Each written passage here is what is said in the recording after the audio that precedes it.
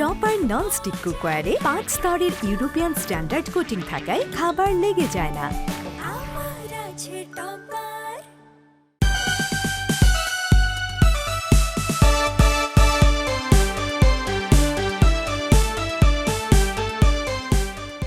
সামাজিক যোগাযোগ মাধ্যমে ভাইরালের এক অস্থির সময়ে বসবাস আমাদের, যেখানে কেউ ভাইরাল হতে কন্টেন্ট বানায়, আবার কেউ কন্টেন্ট তৈরি করে ভাইরাল হয়, যাদের বেশিরভাগের উদ্দেশ্য চটুল বিনোদন কিংবা ভিউ ব্যবসা।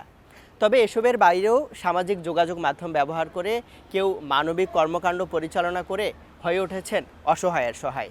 সামাজিক যোগাযোগ মাধ্যমের এমন এক মানবিক মুখ নিয়ে চট্টগ্রাম 24-এর ঈদের বিশেষ আয়োজন। আপনাদের সাথে আছি আমি এমদাদুল হক। ভিগো ওয়্যার গার্ড প্রয়োজন মতো বাঁকানো যায়, অধিক চাপেও ভাঙে না। ভিগো।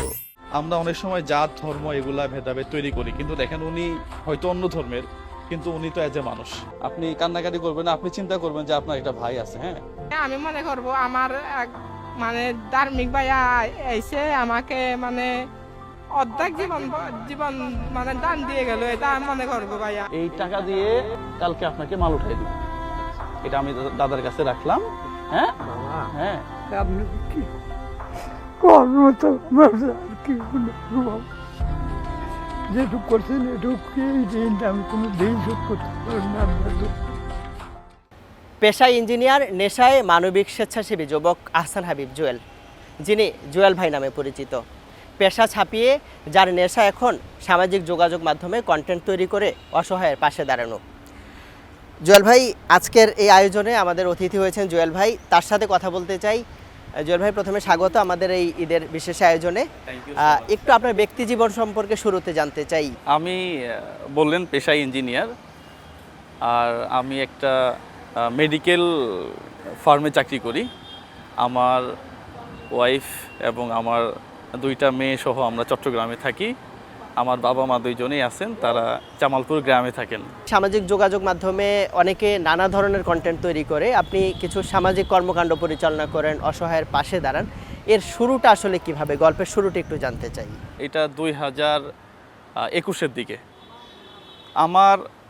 আমি একটা প্রতিষ্ঠানে চাকরি করি, তো ওই পারপাসে সার্ভিসিংয়ের জন্য আমি যাই তার প্রতিষ্ঠানে। আমার ভাঙা বাইক ছিল, আমি নিচে রেখে গেছিলাম। সিটি কর্পোরেশনের অভিযান হয়তো ছিল এটা, তারা এসে বাইকটা তাদের লোকজন একেবারে মানে রাস্তায় ফেলে দেয় এবং আমার ওয়েলগুলা রাস্তাতে একেবারে ছিটকে যায় আর কি। শুধু আমার না, আমার সাথে আরও অনেক গাড়ি ছিল। তো আমি এটা ভিডিও করে প্রথম ছাড়ি যে আমি অপরাধ করছি রাস্তায় রেখে, কিন্তু কেউ তো আমার গাড়িটাকে এভাবে রাস্তায় ফেলে দিতে পারে না। আমার অপরাধ হইলে সে ডাম্পিংয়ে নিয়ে যাইতো। জাস্ট এই ভিডিওটাই করে প্রথম আমি আমার ফেসবুক পেজে ছাড়ি। আমি প্রায় 40-45 দিন পরে গিয়ে দেখি যে আমাকে ফেসবুক মেসেজ দিচ্ছে যে you can earn money from this site. Then আমি এখানে মনিটাইজেশনে অ্যাপ্লাই করি। এরপর থেকেই বিভিন্ন সামাজিক অসঙ্গতি যেগুলো আছে সেগুলো তুলে ধরার চেষ্টা করছি। তো যেহেতু আর্নিং সোর্সটা আস্তে আস্তে বাড়তে থাকলো, তখন আমার স্যালারির অর্থ, আমার এখান থেকে যে ফেসবুকে আর্নিং হইতো এটার অর্থ, সব মিলিয়ে আমি কিন্তু নিজে থেকেই প্রথম শুরু করি। আমি কারোর কাছ থেকে প্রথমে একটা টাকা ফান্ডও নেই, 1 টাকাও নেই। তো এইভাবেই শুরু, আস্তে আস্তে তো এখন একটু বড় হয়েছে। আপনার পেজের নাম হচ্ছে ব্রেন মেসেজ 001, আরেকটা পাশাপাশি আরেকটা আছে জুয়েল ভাই নামে। তো ব্রেন মেসেজ 001 এই নামটা আসলে কোত্থেকে, এটার কি ইতিহাস আছে? আচ্ছা, আমি আমার প্রত্যেকটা কন্টেন্টেই চেষ্টা করি মানুষকে মেসেজ দেওয়ার জন্য। আমি কোনো অসহায় পরিবারের কাছে গেলে আমি এটা বলি না যে আমি এখানে সাহায্য করে খুব বেশি কিছু করে ফেলছি। আমি বলি যে আমি অল্প কিছু করছি, আপনার এলাকাবাসী যারা আছেন তারা ওনার জন্য করেন, তাহলে উনি দাঁড়াই যাবে। জাস্ট এই টাইপের মেসেজগুলো আমার দিতে ভালো লাগে, এই জন্যই আসলে ব্রেন মেসেজ নামটা দেওয়া।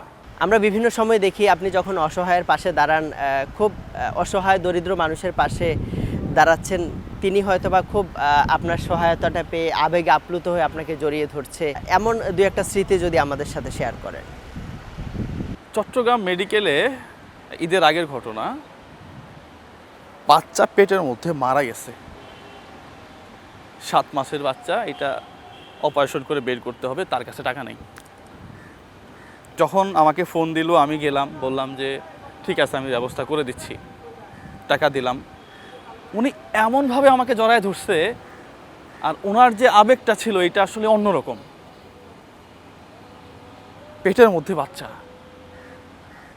আসলে এগুলা আমাকে একেবারে হৃদয়ের ভিতরে টাচ করে। আপনি হয়তো জানেন যে একই জায়গাতে 18 বছর 12 বছর শুয়ে আছে, নড়াচড়াও করতে পারে না, তাদের জন্য একটা ডুপ্লেক্স ঘর হবে এটা তারা চিন্তাও করে নাই। যখন বাজার নিয়ে যাই, 3 মাসের বাজার 2 মাসের বাজার, এরা যে সিম্পেথিটা আমাকে দেখায়, তখন সত্যি এটা লাখ টাকা দিয়ে আপনি কোথাও পাবেন না। আমার কাছে এটা খুব ভালো লাগে এবং আমি খুবই এনজয় করি, এটা মন থেকে এনজয় করি আমি। আমার এই চাকরির পাশাপাশি এত বেশি কাজ করা তো দরকার নেই আসলে। আমি মোটিভেশনাল ভিডিও বানায়ও এখান থেকে আর্ন করতে পারবো, কিন্তু আমি কেন এদিকে ঘোরাফেরা করি? শুধুমাত্র আত্মার তৃপ্তির জন্য। পাশাপাশি সৃষ্টিকর্তা তো একজন আছে। আমার কাছে মনে হয় যে তাকে সন্তুষ্ট করার জন্য এই যে মানুষের পাশে দাঁড়ানো যে ইবাদত, এটার চেয়ে বড় ইবাদত আর হইতে পারে না। এই যে আপনি সহায়তা করেন মানুষকে, এই যে অর্থের যোগানটা আসলে কিভাবে আসে? প্রথমত আমার ফেসবুকের যে আর্নিংটা, এইটা আমি প্রায় 60-70%-এর বেশি, অনেক সময় 100% হয়ে যায়, এইটা আমি খরচ করে ফেলি। আমি তো একটা ভালো চাকরি করি, সত্য কথা। তো এখান থেকে আমার যে স্যালারি হয় এটা দিয়ে আমার সংসার চলে যায় মোটামুটি। আমার এখন পর্যন্ত ওইরকম কোনো অ্যাসেট নাই, নিজের জন্য খুব বেশি কিছু করার ইচ্ছা নাই। হ্যাঁ, আমি একটা কথা বারবার বলি, যদি আপনি কম খরচ করেন তাহলে আপনি বেশি ব্যয় করতে পারবেন, সেটা অন্যের জন্য। আর নিজে যদি অনেক কিছু ব্যয় করে ফেলেন তাহলে অন্যের জন্য কিছু করতে পারবেন না। পাশাপাশি আমার অর্থের যোগানটা আমাকে পার্সোনালি কিছু মানুষ আছে মেইল করে। আমি একটা ক্যান্সারের রুগীকে 10,000 টাকা দিয়ে আসলাম, ভাইয়া 10,000 টাকা একটা ক্যান্সারের রুগীর কেমন হয় না। আমার পক্ষে এই রুগীটার পুরো দায়িত্ব নেওয়া কোনোভাবেই সম্ভব না। তখন আমাকে পার্সোনালি 2-1 জন আছে যারা মেইল করে যে ভাইয়া আমি কিছু ডোনেট করতে চাই। তারা যখন টাকাটা দেয়, তাদের ওই ভিডিও লিঙ্কটা সহ আমি এবার পাঠিয়ে দিই যে ভাইয়া আপনার টাকাটা আমি এখানে খরচ করছি, এবং তাদের সাথে আমার বাই ফোনে কন্ট্যাক্ট থাকে। তারা আমাকে ফোন দিয়ে জিজ্ঞাসা করতে পারে আমি টাকাটা কোথায় খরচ করছি। দর্শক, সামাজিক যোগাযোগ মাধ্যমে কন্টেন্ট তৈরি করে অসহায়ের পাশে দাঁড়ানো মানবিক যুবক জুয়েল ভাইয়ের কথা শুনছিলাম আমরা। সময় হলো একটা বিরতির, ফিরছি কিছুক্ষণ পর, আমাদের সাথেই থাকুন।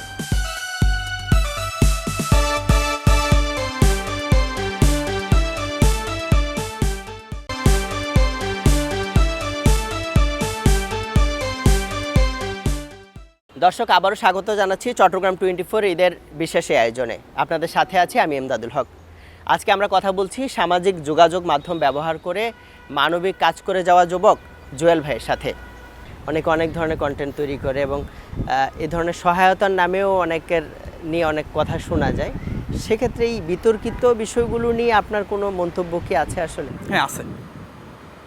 আমি গত একটা ভিডিওতে বলছিলাম একজন ক্যান্সারের রোগীকে 50,000 টাকা দিলে তার চিকিৎসা হবে না ভাইয়া। যদি তার বিকাশ নাম্বারটা দিতে পারতাম, সে একদিনের মধ্যে 10 লক্ষ টাকা পাইতো, তার উপকার হইতো না। কিন্তু এই যে খারাপ মানুষগুলোর জন্য আমরা এটা করতে পারতেছি না। আমার মোজাহেরের ছবি টানায় বলতেছে শেয়ার দিলে নাকি আমরা 1 লক্ষ করে টাকা দিব। তাহলে বুঝেন, তাদের আইডিতে আমাদের ভিডিওগুলো পোস্ট করে নাম্বার দিয়ে বলতেছে এখানে সাহায্য পাঠান, এগুলো আমরা তাদেরকে দিয়ে দিব। মানবিকতার নামে অনেক সমস্যা আছে। আমাদের টুকটাক যারা ডোনার আছে তারা বলে যে ভাইয়া ওইখানে টাকা পাঠিয়েছিলাম, টাকাটা দেই নেই। মানবিকতার নামে কয়েক কোটি টাকা অ্যাকাউন্টে রেখে দিছে। এটা কি আপনি পারেন করতে? আপনাকে কেউ টাকা দিছে খরচ করার জন্য, আপনি নিজের অ্যাকাউন্টে 10 কোটি রেখে দিলেন, এটা তো হইল না আসলে। এই জায়গা থেকে বের হয়ে আসতে পারলে এই কাজগুলো সোজা হবে ভাইয়া। এই যে কন্টেন্ট তৈরি করছেন, এগুলো থেকে অনেক টাকাই আসছে, এগুলো তো আপনি পরিবারেও খরচ করতে পারতেন, সেগুলো না করে খরচ করছেন, মানুষকে দিচ্ছেন, নিজের অর্থবিত্ত না কামাই করে। সেটার পেছনে আসলে মানে অনুপ্রেরণাটা কি হিসেবে কাজ করে? একটা সময়ে তো আসলেই অনেক কষ্টেই থাকতাম, সত্য কথা।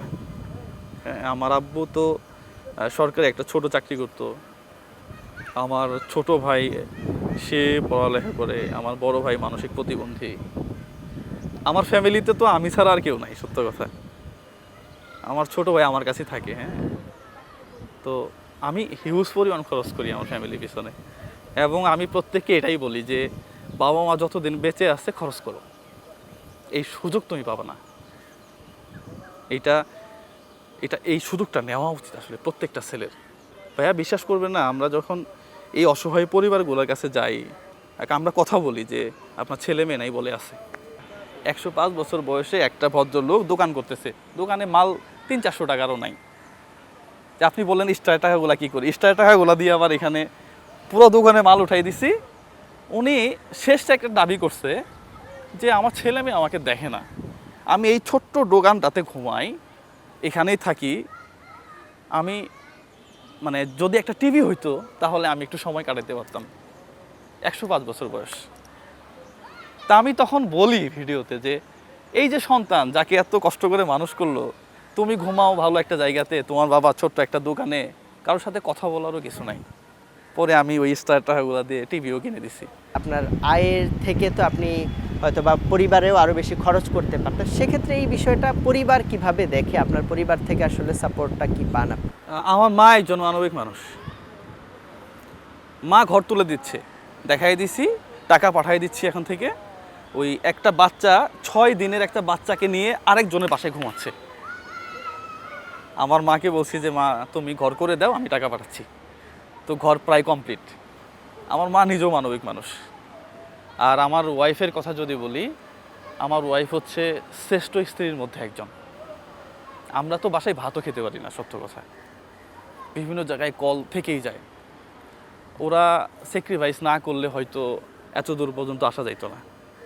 এবং আমার ওয়াইফ সেও বলে যে আমার কোনো ওরকম কোনো চাহিদা নাই আসলে, তো চলে যাচ্ছে। তারপরেও দেখেন ভাইয়া, চাহিদা বলতে আমি সবসময় বলি একটা গাড়ি থাকা মানুষের বিলাসিতা না, একটা গাড়ি মানুষের প্রয়োজন।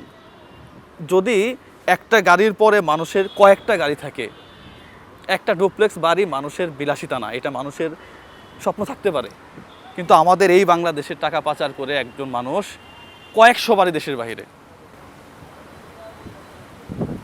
তো আমার আসলে স্বপ্ন ছোট, এবং চাহিদা খুব বেশি নাই, এই চলছে।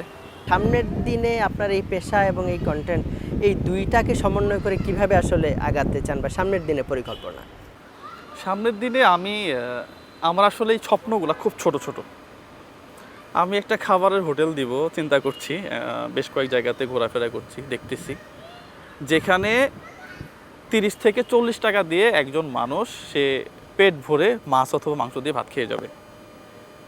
মানে আমি যে টাকার বাজার করলাম, লেবার খরচ বাদ দিয়ে ওই টাকার মধ্যে ভাগ দিয়ে আমি অলাভজনক আর কি, এটা তারা খেয়ে যাবে। চট্টগ্রামে না, শুধু সব জায়গায় আমি দেখি যে যারা রিক্সা চালায় অনেক পরিশ্রম, তো এরা দুপুরে ভাইয়া ওই কলা রুটি খেয়ে থাকে। তা আমার কেন জানি এটা আমার খুব বেশি বড় ড্রিম আর কি, যে এদের জন্য যদি পেট ভরে খাবারের একটা ব্যবস্থা করতে পারি, প্রত্যেক দিন যদি 100 মানুষও পেট ভরে খায় ন্যায্য মূল্যে, তাহলে এটা আমার কাছে অনেক বড় পাওয়া। পাশাপাশি আসলে খুব বড় ব্যবসা বাণিজ্য করার ইচ্ছা আমার নাই, আমার টোটালি নাই আর কি। আমার জীবন ছোট, আমি এত পরিশ্রম করে আমার সময়টা নষ্ট করতে পারবো না। সামাজিক যোগাযোগ মাধ্যম নানা ধরনের কন্টেন্টের এক বিচিত্র সাগর, যেখানে কেউ নিছক বিনোদনের মাধ্যম হিসেবে এটিকে ব্যবহার করে, কেউ শান্তি খুঁজে ফেরে অসহায়ের সহায় হিসেবে দাঁড়িয়ে। তবে নানা সমালোচনা আর বিতর্কের ঊর্ধ্বে উঠে সামাজিক ও মানবিক কর্মকাণ্ডের ক্ষেত্র হিসেবে এটি ব্যবহৃত হবে, এমন প্রত্যাশা জানিয়ে শেষ করছি চট্টগ্রাম 24-এর ঈদের বিশেষ আয়োজন।